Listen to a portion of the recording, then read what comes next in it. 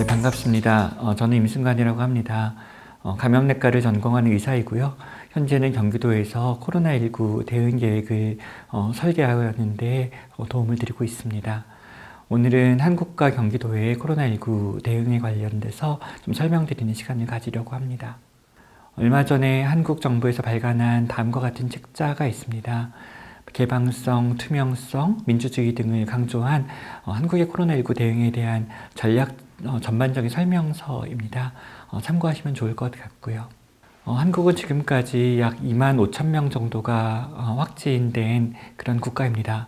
즉 코로나19 감염병이 아주 철저하게 통제된 나라 중 하나이죠. 인구 10만 명당 발생률은 48명 정도밖에 되지 않으니까요. 좌측에 있는 지도를 보시면 주로 유행의 밀도가 높았던 곳은 동남쪽에 있는 대구시와 경상북도 쪽이었습니다. 저 지역에는 지난 2월 하순에 특정 종교 그룹을 중심으로 한 대규모 클러스터가 유행이 있었습니다. 그리고 지도상 이제 북서 방향에 있는 서울시, 우리 대한민국의 수도이죠. 그리고 이제 그것을 서울시를 둘러싸고 있는 경기도가 있습니다. 인천시와요. 이렇게 세 개의 시도가 이제 수도권이라고 불리는 메가시티인데, 우리 경기도에는 약 4,800명 정도 확진자가 10월 16일 기준으로 있었습니다. 그 지도별로 이제 발생의 숫자를 보면 유행의 정도가 봄에 심했던 대구가 가장 많은 확진자를 보이고 있고, 경기도는 이제 세 번째 순서 정도이고요. 10만 명당 이제 비율로 이제 어떤 인구 구성당 발생 숫자를 보면 다한 것 같습니다. 이제 대구시의 유행이 얼마나 좀 집중적이었는지를 확인할 수 있고, 그 다음에 이제 서울과 경기도 같은 수도권입니다. 이제 단순 계산된 치명률 같은 경우는 경기도가 좀 상대적으로 높은 편입니다. 유행이 짧은 기간 안에 폭증했던 경상북도와 대구시, 저 당시에 이제 정신과 병원이라든지 널싱홈 이런 곳에서 집단 유행이 있으면서 사망자가 늘어날 수밖에 없었는데요. 경기도는 단순 계산 치명률이 1.74 정도로 서울시 대비 좀 높습니다. 이런 차이가 발생하는 가장 큰 이유는 경기도가 갖고 있는 어떤 특성 때문입니다. 경기도는 서울을 둘러싸고 있는 지리적 위치를 갖고 있는데 더 넓은 어떤 면적을 갖고 있습니다. 인구는 35% 정도 많은데 의료기관, 그 장기 의료기관, 뭐 요양병원, 요양시설, 재가노인센터, 장애인복지시설 같은 그런 요양시설들은 서울시 대비 3배 이상 많습니다. 따라서 경기도는 대응 전략을 지혜롭게 잘 설계해야지만 위기를 잘 넘길 수 있는 그런 좀 첨예한 공간이고, 저희가 그곳에서 일을 하고 있습니다. 인구 10만 명당 연령대별 발생 비율입니다. 지난 8월과 9월 수도권에 유행이 좀 많았을 때의 자료인데요. 보시듯 경기도의 자료에도 어려움과 곤란이 묻어납니다. 60대, 70대, 80대의 유행이 많잖아요. 어떻게 보면 가장 취약하고 가장 보호해야 될 그룹에서 유행이 더 많다는 얘기처럼 보이니 걱정스러운 상황입니다. 물론 젊은 사람들은 증상이 경미해서 진단검사를 받지 않거나 이런 경우들이 있을 걸 감안하면 저 그래프대로만은 아니겠지만 그런 것을 감안하더라도 고령층에 대한 보호 전략이 아주 우리가 원하듯 완벽하게 되고 있지 않은 것이 또 현실입니다. 당연히 대한민국도 경기도도 이런 곤란과 고통 속에서 계획을 수립하고 실행하고 있습니다. 국가별 자료를 조금 보여드리겠습니다. 이 WHO에 접근하면 보실 수 있는 자료인데 날짜별로 파란색 막대는 발생의 숫자, 코비드-19의, 그리고 검은색 꺾은 선 그래프는 이제 사망자의 발생입니다. 한국은 지난 봄에 대구와 대구시와 경상북도 중심의 1차 웨이브가 있었고, 그다음에 8월, 9월에 이제 서울, 인천, 경기도 중심의 2차 웨이브를 겪었습니다. 이런 하나의 웨이브가 나타나면 사망 사건들이 뒤따르게 되지요. 하나의 예로 브라질입니다. 인구 100만 명당 이제 23,900여 명 아닙니까? 앞선 한국 자료가 100만 명당 480명 정도였으니 단순히 계산하면 50배 정도 발생 차이입니다. 하지만 진단검사가 얼마나 접근이 쉬운지 활발히 정책적으로 활발히 적용되는지를 생각한다면 아마 50배가 아니라 뭐 100배, 200배 혹은 300배일 텐데요. 즉 뭐 남아메리카 혹은 북미의 지금 현상들은 지금 좀 늦게 유행이 시작됐는데 그 유행에 아직까지 본격적으로 진정된 적이 없고 사망의 발생도 본격적으로 저하되지 않은 그런 좀 어려움을 겪고 있는 이런 공간들이 있습니다. 꼭 아메리카 대륙뿐만 아니라 구대륙에도 비슷한 나라들이 있고요. 그리고 우리가 또 관심 있게 봐야 될 것은 좀 유럽입니다. 지난 2월, 3월이죠. 3월과 4월에 뭐 스페인, 이탈리아 등을 중심으로 유럽이 엄청난 고통을 겪었습니다. 그런 것들이 그래프에서도 보이죠. 이건 독일의 그래프인데, 그리고 뭐 이제 락다운 폴리시 같은 것들을 통해서 유행을 통제해냈는데 어떻게 됩니까? 결국은 다시 유행이 늘어납니다. 근데 또 한 가지 주목할 부분이 있습니다. 사망은 조절되고 있는 거죠. 뭐 물론 그래프를 너무 단순하게 해석해서는 안 되겠지만 어떻게 보면 유럽은 지난 봄의 고통을 통해서 뭔가 항로를 찾았고 가야 할 길을 찾았고 고위험군을 취약한 사람들을 보호하는 어떤 전략들을 실행해내고 있는 그런 어떤 모델일지도 모릅니다. 제가 드리고자 하는 말씀은 어느 대륙이 어느 나라가 다른 곳보다 더 우월하다 이런 것들이 아니라 각각 처한 상황들이 다르고 따라서 우리는 모두가 모두에게 교사가 되어야 되고 겸손한 마음으로 배울 필요가 있다. 한국도 당연히 마찬가지다. 그리고 한국의 이런 K방역의 경험은 어쩌면 굉장히 제한적이다. 유행이 철저하게 통제된 상황에서의 일이니까요. 유행을 대응하는 일은 이 그래프가 말해주고 있죠. 첫 번째로 커브 플래트닝입니다. 우리가 갖고 있는 테스팅, 트레이싱, 아이솔레이션 이런 전략들을 가지고 유행의 곡선을 꺾어 눌러내는 거죠. 그리고 두 번째 할 일이 있습니다. 의료 자원들을, 치료 자원들을 확보하고 효율적으로 운영해내는 겁니다. 애니메이션 기능이 지금 작동하지 않는데 저 점선들을 끌어올리는 거죠. 시간이 갈수록. 그래서 커브를 눌러서 그 점선 아래로 내려갈 수 있도록. 그럼 초과 사망이 없을 것이고 초과 사망을 줄일 수 있을 것이고 그리고 사회의 안정을 유지할 수 있을 테니까요. 일반적인 상황에서라면 우리의 진료는 다음과 같이 구성될 겁니다. 감염병을 알았을 때, 열감기를 알았을 때 많은 사람들이 대체로 집에서 자기 건강 상태를 관찰하죠. 그리고 증상이 좀 심하면 클리닉에 갈 겁니다. 가서 의사를 만나고 뭐 처방전을 받을 수도 있고 상담을 받을 수도 있겠죠.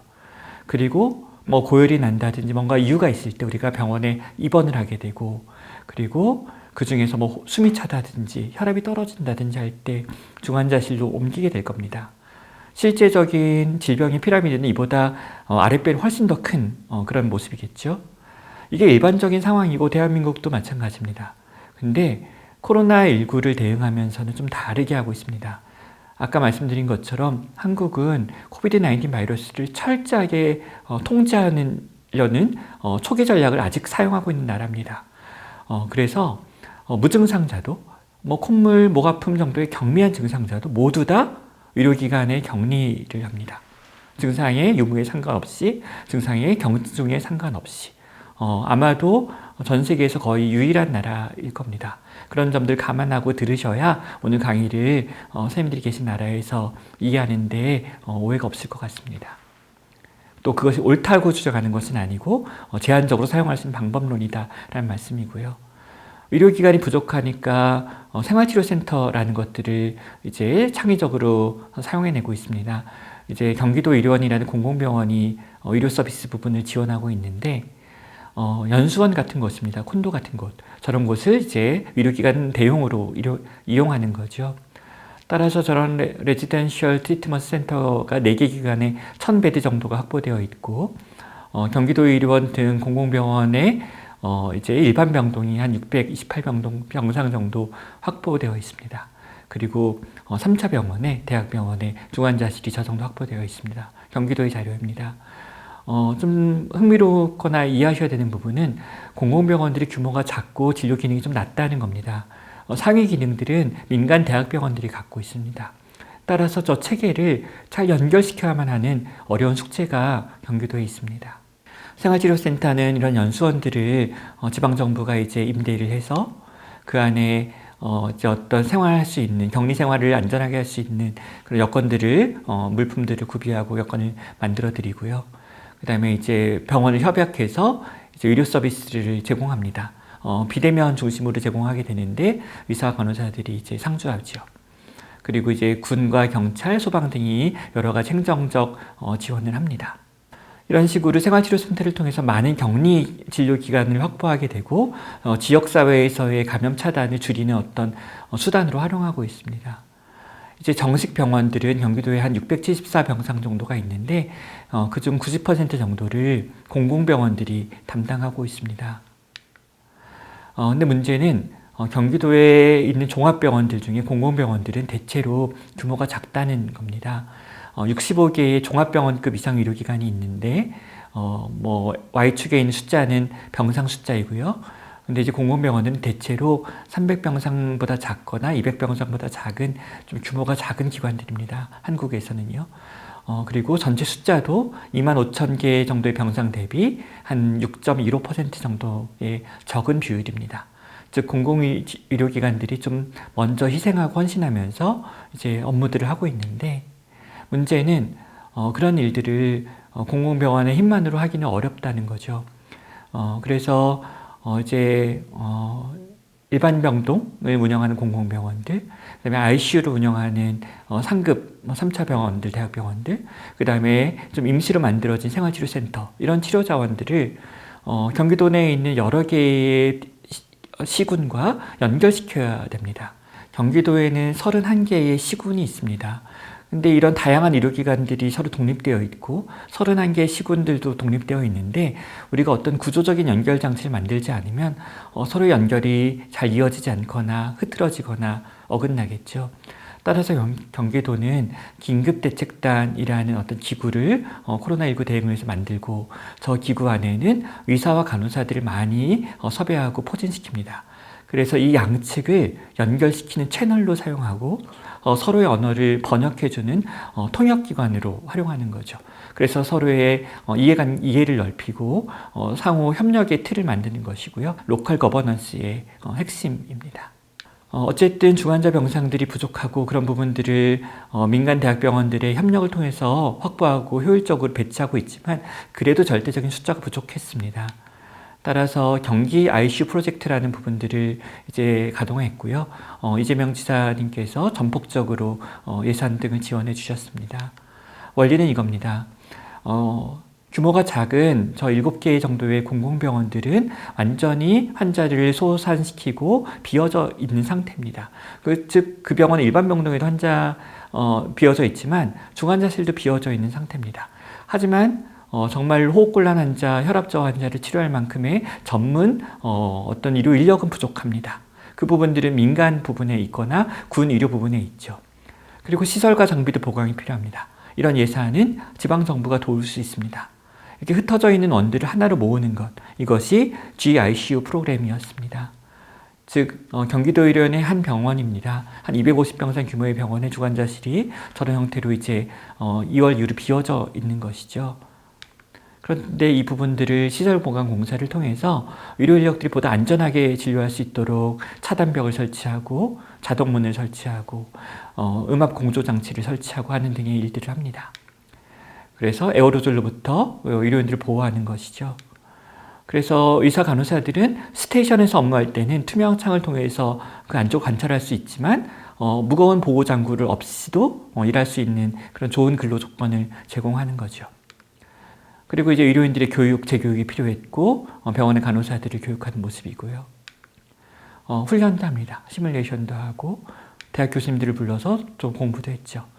그리고 이제 실제로 또 인력들을 정부랑 지방자치단체로부터 또 지원을 받아서 간호사 인력들 등을 유효 인력들을 지원받아서 또 같이 일하고 있습니다. 이렇게 코로나19 중환자 진료를 이제 또 해나가는 현장을 개척하고 있기도 했습니다. 말씀드린 것처럼 8월 하순 이후에 경기도의 유행은 급격히 늘어났었고 생활치료센터를 4개까지 가동했지만 그럼에도 불구하고 병상은 부족했었습니다. 미니 서지라고 부를까요? 정말로 유럽이나 아메리카 대륙에서 겪는 서지하고는 다른 걸 텐데 어쨌든 미니 서지를 저희도 겪어봤습니다. 그랬을 때 대응했던 체계는 이거였습니다. 가정에서 500명, 1000명이 기다리게 되는데 그 500명, 1000명을 무작정 기다리게 할 것인가, 혹은 번호표를 나눠주고 진단된 순서부터 격리하고 입원할 것인가. 그러면 분명히 더 위중한 환자가 집에서 기다리다가 생명이 위험할 수도 있잖아요. 따라서 저희는 홈케어 어떤 콜센터 시스템을 만들었습니다. IT 플랫폼도 개발을 했고요. 그래서 31개의 시군에서 가정에서 대기하고 있는 사람들을 IT 플랫폼에 입력하면 이 센터에 일하고 있는 콜센터 인력들이 전화를 겁니다. 하루에 한 번 이상씩. 그래서 생체 지금을 확인하고 다른 심리적, 정서적 문제가 없는지, 우리가 파악하지 못한 어떤 주거 공간의 문제라든지 다른 위험 요인이 없는지를 체크합니다. 따라서 어떤 신체적 어떤 위중도에 따라서 먼저 병원 혹은 먼저 더 상급 병원을 배치하고 배정하고 그리고 이동시킵니다. 그리고 건강한 분, 증상이 경미한 분, 무증상인 분들은 좀 더 안전하게 기다릴 수 있도록 하는 거죠. 트리아지 시스템, 프라이어리티 시스템인데 이 시스템 운영하는 핵심은 위로 인력이 있어야 된다는 겁니다. 단순한 콜센터 직원들, 공무원들로는 안 되는 거죠. 따라서 의사, 간호사들을 이제 차출하거나 고용해서 운영을 했고, 이런 시스템을 통해서 대기자들을 안전하게 좀 관리해냈던 그런 경험들이 저희한테 있습니다. 네, 이제 정리해 보겠습니다. 코로나19 팬데믹은 이걸 우리에게 알려줬습니다. 우리는 다 서로 연결되어 있다는 거죠. 크리스티아노 호날두 선수가 감염된 바이러스가 동남아시아의 어떤 어린이들이 감염된 바이러스랑 같은 바이러스입니다. 사람과 사람을 통해서 침입하고 침범합니다. 바이러스가 인류에게 침입하는 과정이 사람 사이 연결을 통해서라면 우리가 이걸 이겨내는 과정도 마찬가지일 겁니다. 사람과 사람 사이의 연대를 통해서 국가와 국가, 기관과 기관 사이에 어떤 우애와 연대를 통해서 이겨낼 겁니다. 오늘 이 자리도 그런 맥락에서 마련된 것 같은 소중한 시간이었습니다. 고맙습니다.